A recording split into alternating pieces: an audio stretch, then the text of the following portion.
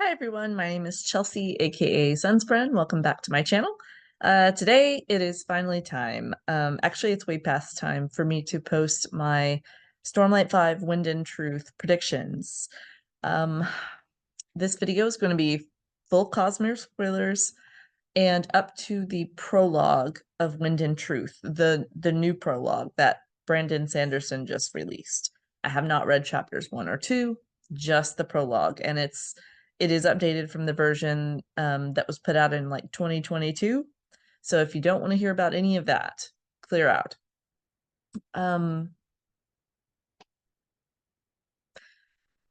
Let's get the easy stuff out of the way. All right. The hardest thing about this for me is trying to predict what's going to happen to Kaladin. I am literally 50-50 on how this is going to go. I have lots of reasons for and against. Everybody knows our boy Cal could sacrifice himself at a pivotal moment for any reason. He could ascend to honor, he could do any number of things. And I think Brandon has been really clever and wise to make us continue to care about him and continue to believe that this could go either way. I'm going to put this out there though. I'm 51% Kaladin lives. Even though I wrote a fanfic where Kaladin dies. And here's my explanation for my just a little bit. I'll go with Kaladin lives if I have to place a bet, right? Because almost entirely because of Hoyd, because of Wit, and because of the flute that he was given. Wit is very explicit in that, hey, I gave that to you. You shouldn't have lost it. I think Kaladin will get it back. It was mentioned at the end of Rhythm of War, and for everyone going, wow, what a detail, it's a flute. No, it's super important to the plot, and I think it's going to be really important when Kaladin is in the back half of this series and perhaps does not have access to the surges that he once had access to. Whether that's because Sylphrena is gone, whether that's because all of the Honor Spren have made a great sacrifice and Kaladin survives, I don't know. But I know that what we're shown about Kaladin is that he has a propensity to survive, even when he doesn't want to. I think Kaladin has come far enough that his grief, his depression, those things will always be a part of him, but he is capable of surviving. More importantly, he's capable of helping other people, regardless of whether or not he has powers. The whole mental health theme of the entire series, everybody in their severe mental health struggles, with Kaladin being the one person, the surgeon's son, who sees that he could go about helping people in a completely different way. I think there's a lot of people who are going to need those skills, particularly after the big trauma that's coming for the whole planet, really. If anybody could help people create a system whereby humanity survives mentally, it's Cal. And I think the flute is actually going to be instrumental to that somehow, because it's kind of it's stated, implied that in the Dog and the Dragon story, Wit has this line about how when he's telling the story, he says, "Oh, this is too easy. I've got light weaving now. This is super easy. I used to just suggest things, and the person would have to fill in the details." And I thought, well, wouldn't that be useful for someone who was leading a group therapy session or who was one-on-one with someone and trying to draw out this person's story, their life? Wouldn't it be great to be able to kind of see stories like this, experience something together, see and experience it? Anyway, I just thought that would be really a wonderful tool.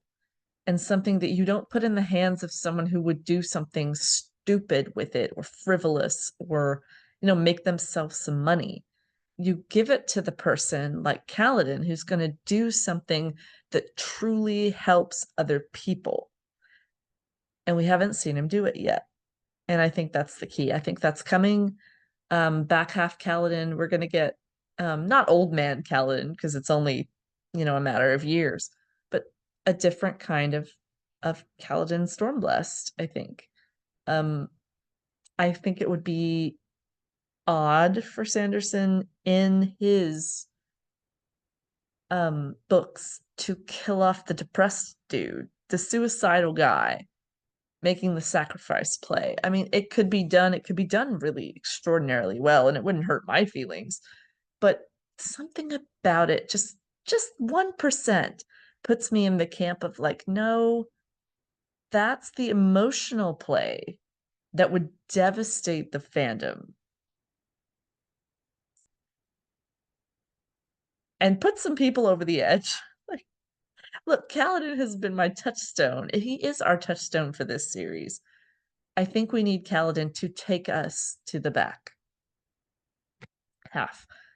It's just my theory. I do understand, believe me, for emotional impact at a Kaladin death, you couldn't beat a Kaladin death. But anyway, that's where I'm placing my bet on Kaladin living. I'm also placing my bet on Sylphrena not making it as Sylphrena that we know. Whether that means she becomes the Storm Mother, which is not my theory, but I heard about it on Lost in Roshar. Shout out to Christian Kremling and Jimmy Stormblessed. Hi, I love you guys. I love that theory. They mentioned it on their show quite a bit, and I appreciate that from the podcast. I love that concept. But whether she becomes Storm Mother, whether she just dies, I think somebody close to Kaladin dies in every book. And I think to reach his fifth ideal, the fifth ideal is going to be something like, sometimes I'm the one that needs to be protected. And Sylphrena pulls some move and saves his life. It's sad, it would break my heart too, but it wouldn't. I just don't think Syl has much more left to give, and I hate Silladin. Please don't even hit me with that.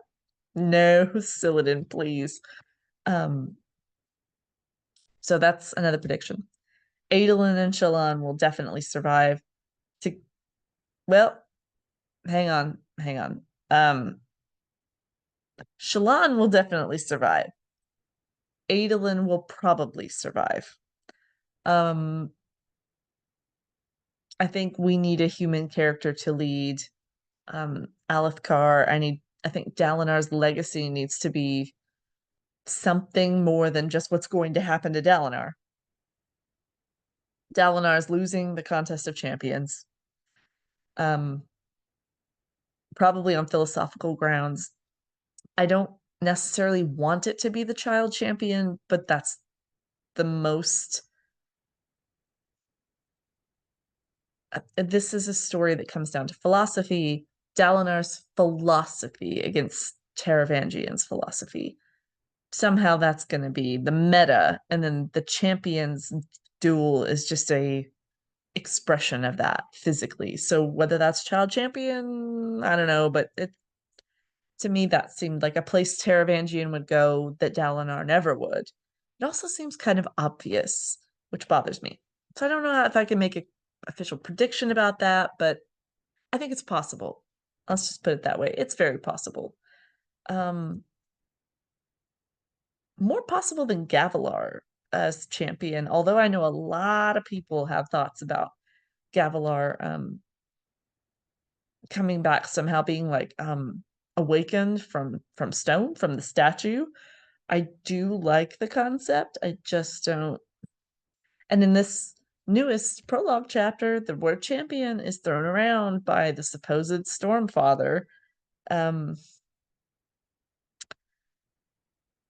We need to get to that, I guess. I don't understand that. And I'm not going to figure it out during this video. I'm going to try to work on that in the coming weeks. What is going on with that? I need to go back and restudy every time the word champion was used. I think it was used in Way of Kings. I think it was used way before we had a contest of champions to look forward to. So that's suspect, very suspect. Dalinar is totally losing that. I think a lot of people are going to need to leave Roshar. I think there's going to be a lot of refugees through Perpendicularity to Shadesmar. And I think that Shallan and Aelin will be ferrying people to other worlds. I think they're going to be taking people who need to go out. You know, whether that's children or you know, the elderly or whatever. Whoever they can get out, they're going to get out. I think it's going to be necessary. The general consensus of the fandom, maybe Brandon has said this, maybe there's a wob, I don't know. The general consensus of the fandom seems to be that Roshar is not going to get destroyed. I wouldn't be just surprised if it was very close to being destroyed, and very much changed.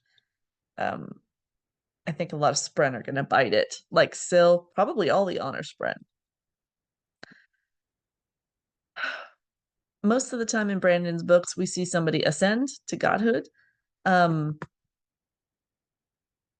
of Tanavas hasn't been resolved yet. What that means, something's up with Lirin, though. Something's been up with Lirin for a long time, and people don't like Lirin very much, which I find interesting. He's very rigid, but that's always how honor has been presented to us, right? As very rigid. Not necessarily, no, none of these shards are perfect, people. This is going somewhere, by the way. This is coming around to a major theory of mine, which is wackadoodle, and you're hearing it here first. Tinfoil hat, people, put on the tinfoil hats. Gather round. But honor has always been seemingly too rigid.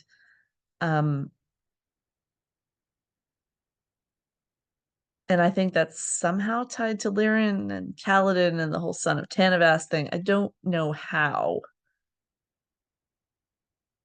And I don't know how the Stormfather would know anything about that. It just feels like a thematic through line to me that we need to be aware of. That honor is brittle. Honor is very, very rigid. Doesn't bend. The Stormfather doesn't really bend. You know what I'm saying? We need to watch out for that. I think that will have ramifications, though it's vague enough I couldn't tell you what they're going to be specifically. I'd love to see Kaladin ascend. I'd love to see Dalinar ascend. I don't know. I don't know. Okay. But going back to shards for a minute, cultivation is sus, people. That's my big takeaway from everything in the Cosmere. It's the one thing I think people have slept on, is that we have this entity, cultivation, who we are supposed to assume is Mother Earth incarnate, Mother Roshar, basically. She has this weird Night Watcher creature, Spren daughter thing, this entity that she allows to grant boons and curses to people so it can learn how to be more human like. She plays with people deliberately, sets people up, erases memories of this person. She manipulates Lift's power. She manipulates Taravangian and what he's capable of doing to put him in a position where he could take up the shard odium. Now that is some major shardic intervention, people. And we're meant to believe that she is either so oblivious that she doesn't realize what Taravangian would do as Odium. Those are the only two options. Either she's that oblivious, she knows, and she put him there anyway. Now this, people, this is cultivation. This is Mother Roshar. Every Kremling, every Rockbud, every time you have heard any of those things mentioned, they are spying for her. I guarantee you, all of that, the Sleepless, everybody is team cultivation. Everything, the Rockbuds, the vines. If it grows and it's mentioned near one of our main characters, that's cultivation paying attention to what they're doing. She knows all about what's going on. She doesn't need foresight. She doesn't need the future, like Odium, has glimpses of the future. She doesn't need any of that. She sees what's happening right freaking now. Everywhere. Everywhere. She's also been on this planet a very long time. She was here before Odium arrived. Her and Honor were romantic partners, and what's that like, by the way? Just in anybody's thought process, does anybody factor in, besides me, that cultivation is a grieving widow shard, essentially? Cultivation, let me repeat that for the people in the back. This was her romantic partner, Honor, and he's dead. Do you think that went over well with her? Your immortal lover gone. I'm telling you right now, cultivation is not good news. She might play that on TV. She might seem to be a cakewalk compared to Odium, but I'm telling you, this is the line. Let me find it. I'm going to go over here. And it was the line that she talked to Dalinar about that she told to Dalinar about the thorns, right? Let's see if I find it as quickly as I can. I control all things that can be grown, nurtured. I control, straight up. I'm telling you, people, this is not what you think it is. I control all things that can be grown, nurtured. That includes the thorns. And we're meant to believe in the moment, oh, Dalinar, he's the Blackthorn. Yes, but think about what that means. She controls the weapons that nobody really thinks are weapons. The ones no one notices. Anyway, I gotta pause this for just a second because I gotta take my dog out. Follow me. He's pawing at me. He wants to go.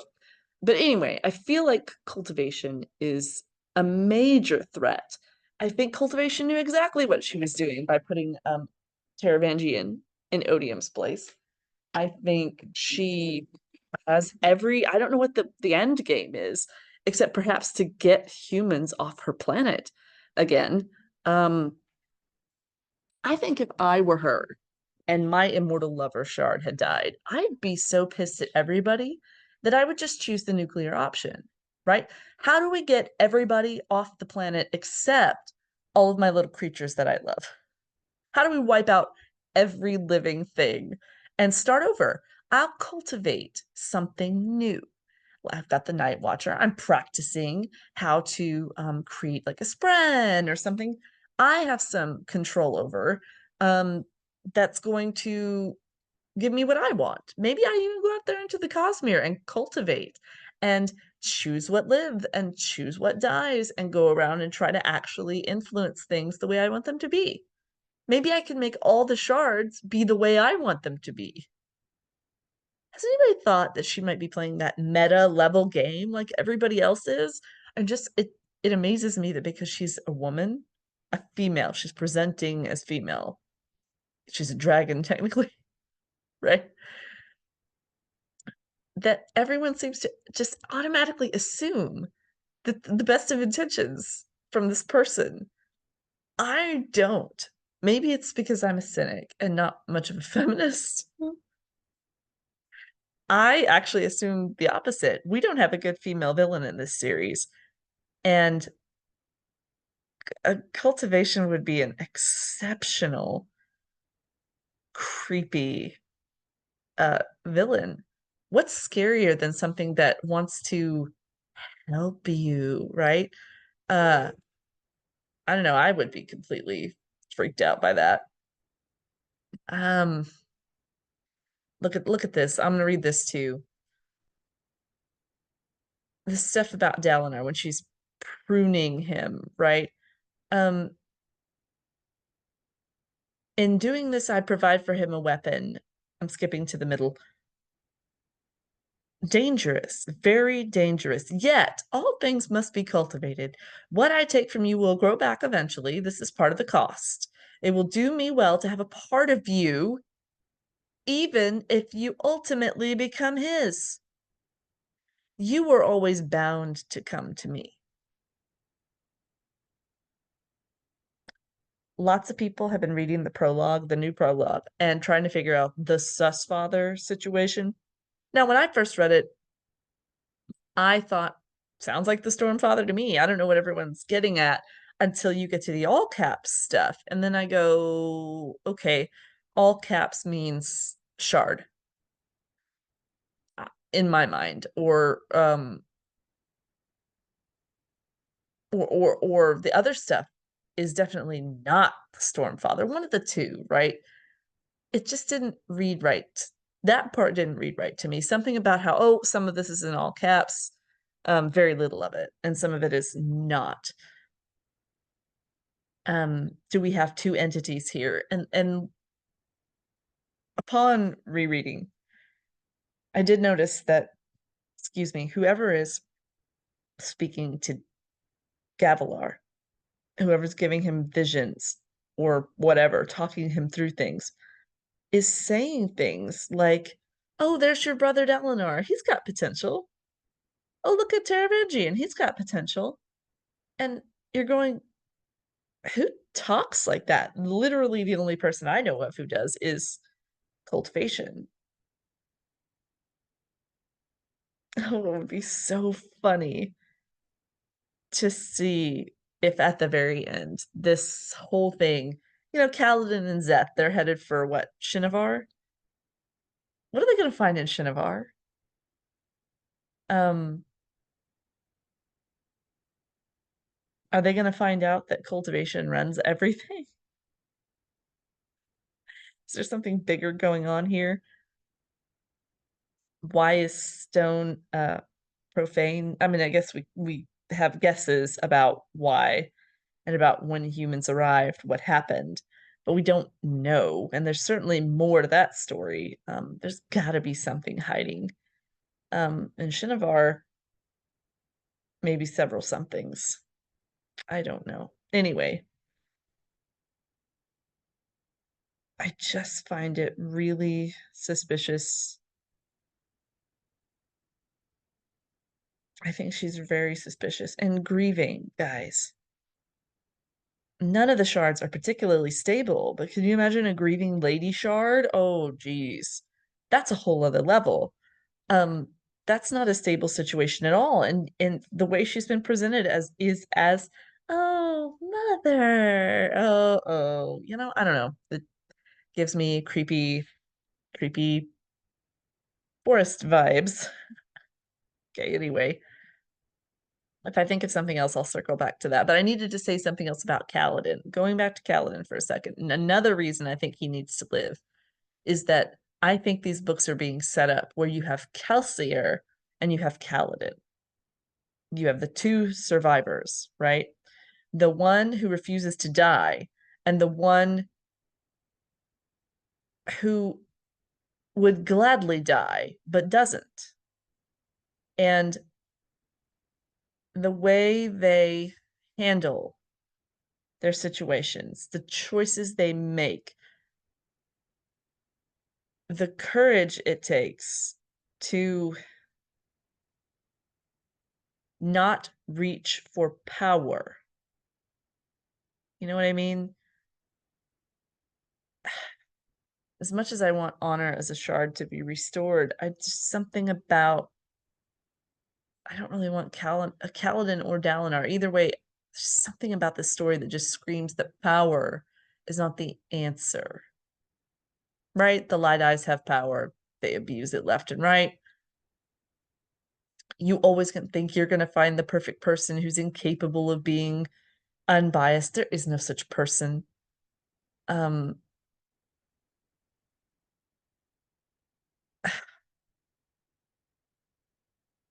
you get somebody who understands right and wrong, and they're brittle. They're hard and brittle.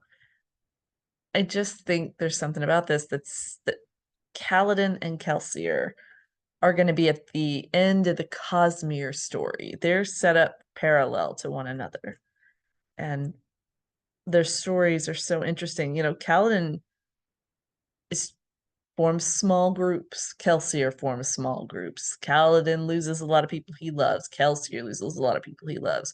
Kaladin is touched by a power. Kelsier is touched by a power. Um, and I think we've seen Kelsier through time, you know, refuse to give up. Kaladin refuses to give up. But what that means to them and how it twists Kelsier and how it shapes Kaladin are different. And where they end up should tell quite a story, quite a human story. The pitfalls of the great heights and pitfalls of belief in yourself and inspiring others. Um, but the problem with that, the the the ego that Kelsier has and the ramifications of some of his actions that he doesn't understand because he's playing with things he doesn't understand versus Kaladin, who also plays with things he doesn't understand, but is very careful to limit his own reach, who does not seek, like, if there's an opportunity in this book to get off world, Kaladin's not going. Kaladin will go down with that ship, period. Or stay and save as many people as he can. He will not be leaving, period. At least not in this book. Now, if something happens to all of Roshar later, yeah, sure, he might have to leave. But he ain't going anywhere right now. Guaranteed. Because that's just not who he is, unless he's on a protection detail of some kind. I just don't see that happening. Anyway, that's something with Kaladin again. Szeth, I don't know even what to predict with Szeth, except that we're going to find out his family was probably in deeper than they knew with this whole honor blade thing, which he knew they were, but based on what we know about Szeth and his weird self-flagellating behavior, it just speaks that his home life was probably a bit odd, a bit cult-like. The Shin are a bit cult-like. I can't wait to see the Kaladin Szeth road trip. That should be fascinating. All right. I think that's major characters. Adolin could die, but probably not. He'll probably be with Shallan. He's got too much to do. Yasna, I think,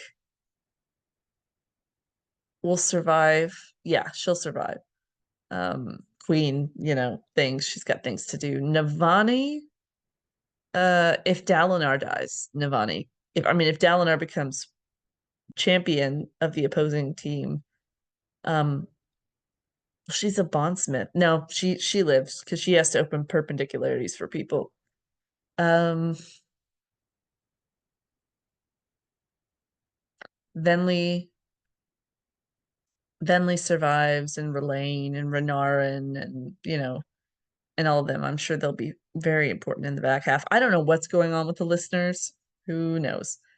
Um, Maybe cultivation will take their side. I'm kind of wondering if there's not going to be a third champion, right? Like, how fun that earlier in these books we had these duels where it was like Adolin one-on-one with somebody. Um, And then all of a sudden there was that fight where it was like 2 or 3 on 1, and that was unfair that Adolin fought like 3 guys against him. I sense something coming that's like that. It would be crazy if like cultivation just jumped in and was like, yeah, I have a champion too, and plucked somebody down. Whoa. Uh, for the planet. Boop. Or whatever, what have you, would be insane. Uh, that would be crazy. What if Odium picks like Kelsier? What if he plucks Thydakar off of his planet? It's like, hey, bud, you want to way off your planet? I can hook you up. All you gotta do is fight these people for me. I'd have a heart attack. I'd have a heart attack. I don't actually think that's going to happen. I don't think that's possible given Kelsier's situation, but holy crap. Woo! We want to get lost metal with this right now. Oh, God. You're gonna need some extra medallions, Kelsier. Anyway, I don't even think he has access to Atlamancy right now, but that would be just nuts. Where was I going with that? Champions, I guess. Adolin, let me backtrack. Shallan, Chanarach is probably her mom. She killed her mom. Um, that's a pretty common theory that her mother was a herald. I think I concur. After listening to everything 17th Shard has said, um, yeah, that makes sense to me. I'm trying to think if there's anybody else I needed to talk about to predict what was going to happen to them. Lift is an interesting character because if I'm right about cultivation, then Lift is a pawn and Wendell is. I don't think Wendell's like evil. Wendell's a sweet spren. I think the cultivation spren, though, are cultivation spren. They work for her. They're gonna admire their mother. They're not gonna admit their mother did things that are a little bit shady. Um, so that would be really fun to find out what happens with Lift. If Lift gets older, I think she will, and that'll be hard for her. Oh, what else? Okay, now that I got all that out, and I'll probably remember something as soon as I'm done with this. Oh yeah, I guess we better talk about Ba Edo Mishram. Shallan's quest will be finding Ba Edo Mishram. I'm sure Thydakar will be involved, the Ghost Bloods, the whole thing. I wonder how much Kelsier knows about what's going on with his Ghost Bloods in Roshar. Does he know the whole story? And what the hell is Vasher doing? What the hell was Vasher working on with Gavilar? I almost peed my pants when I read that in the prologue. I went, Vasher, what do you mean Vasher's helping you? Anyway, like, oh God. So Vasher, aka Zahel, was not just sitting there training Kholin boys this whole time. Man, what did he do? And what's gonna happen to Nightblood? Sword Nimi! Well, anyway, I digress. And before I wrap this up, I'm gonna say that I think we're in for a rough ending to arc 5, to book 5. Not just because we have a whole back half to look forward to, but because there's another theme in this series a lot of people have not been paying attention to, and that's grief. Kaladin's is incredibly obvious. Like he struggles with Tien and Tien's death, and he just gets that kind of quasi resolved in Rhythm of War at the very, very end when it becomes clear that what Kaladin's been wrestling with is not just depression. It's also straight up grief. And everything that's associated with that. He just has not been able to process that. Because trauma, grief, depression, it's like a big stew for him. So one feeds the other and he just keeps kind of looping around. But we also have a lot going on with other characters like Adolin, for example. Adolin, who seems to be the only character in the series who's not devastated He's angry when he finds out that his father killed his mother. I would be too. But he seems to be just sort of shoving that into a corner, and it comes out in his frustration with Dalinar. Um, Rightfully so. That anger from that grief. We have Shallan, who's killed both of her parents, her spren, and just compartmentalized everything and ended up with a major, separation of her own persona, her own personalities as a result of this compartmentalizing grief and guilt, essentially, for murdering them. We have people like Zeth, who has against his will murdered all these people and innocent people, and he blames himself, and there's guilt and grief associated with that. We have Dalinar, who literally drinks himself stupid, so he's coping and Teft, and they both to deal with their pain and their grief, they turn to substance abuse. Um, name a character. There's Eshonai and Venli and their mother, which is anticipatory grief. Also, there's another word for it when you have a person who's slipping away from you, dementia, Alzheimer's, that kind of thing. They're no longer themselves, and you're already grieving, even though they're not gone. They're right in front of you. That's that complicated, you know, grief. And then you have and anticipatory, definitely, because she's clearly getting a lot older and could be dying.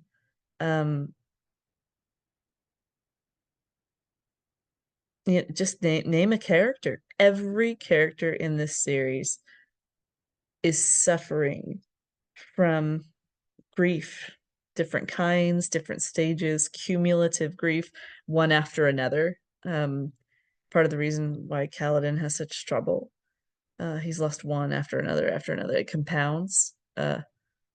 There's people in this story who, I mean, there's just all these different coping mechanisms that people have.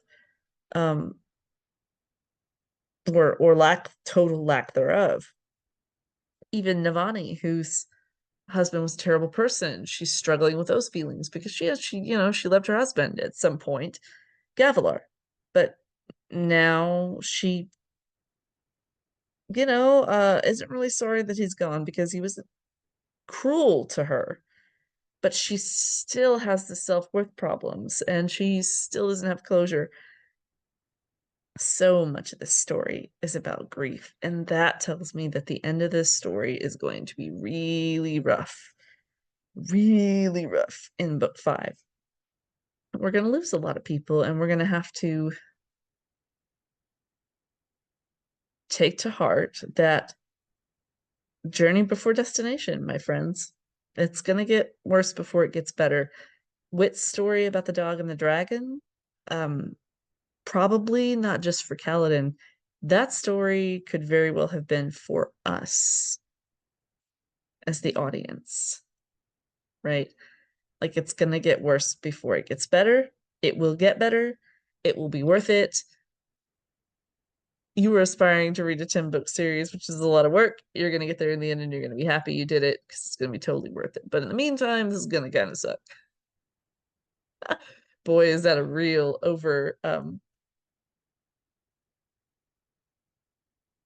I guess, underrepresentation of the dog and the dragon, one of my favorite stories. But there's something about the way he was talking to Kaladin, hey, this is really going to suck before it gets better, that reminded me of Tyrion, who pretty much tells you in Game of Thrones, hey, if you think this has a happy ending, you have not been paying attention. You need to pay attention. He tells you, he warns you. So it always, anyway, spoilers for Thrones, I guess. Anyway, back to this. But sometimes I think Hoyd does a little wink and a nod at us. I guess I should do predictions for Hoyd. Hoyd is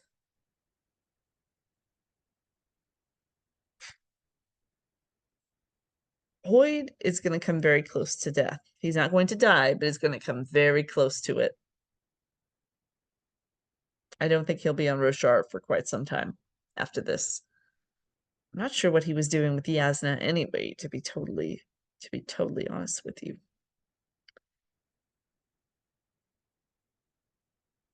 I'm trying to think if I have any other major predictions.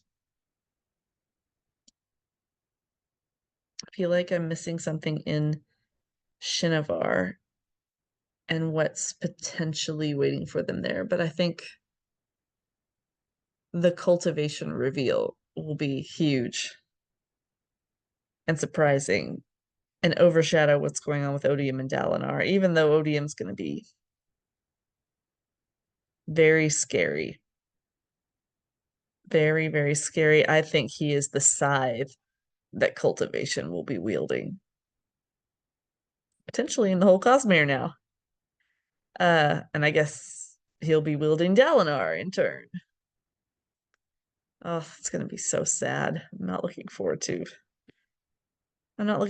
reading that. You know? I'm sure it'll be epic, but it'll still be very hard and hard to lose some of the Spren. The reason I think the Honor Spren are gone is I think that explains what happens in Sunlit Man, where Sigzil, also known as Zellium, where Sigzil has apparently left the Windrunners and become a Skybreaker. I find that odd. Why would you do that? Why would anybody do that unless there are no Honor Spren? And you fully intend to continue to fight in this war, and you've found your justification for changing orders and doing what needs to be done to make sure that you're still in the game, contributing and fighting. I just don't see how that's possible. Why anybody would leave the Windrunners, let alone just Sigzil himself. Because even in that book, he thinks he sees Kaladin for a second, and it's clear he's such a Windrunner still, and he still has the soul of that, and he remembers Bridge 4, and he remembers Kaladin, and he honors that legacy. So to just become a Skybreaker in your spare time doesn't make sense. I don't think picking up an extra order is like normal. So yeah, I think something's gonna happen to the Honor Spren. The ones that are most alike to people. God, that's gonna hurt too. Because I love those Spren. But that'll raise the stakes for the back half, won't it? If we don't have Windrunners, then we have a problem trying to face the Fused. Oh, and I guess we'll have to figure out who, what's his name?